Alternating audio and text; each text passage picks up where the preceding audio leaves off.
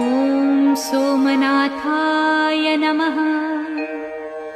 ॐ मल्लिकार्जुनाय नमः। ॐ महाकालेश्वराय नमः। ॐ ओंकारेश्वराय नमः।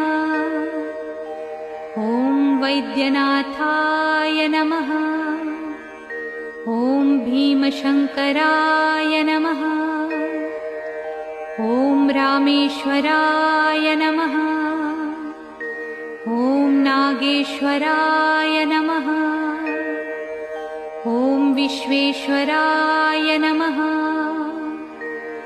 ॐ त्र्यंबकेश्वराय नमः।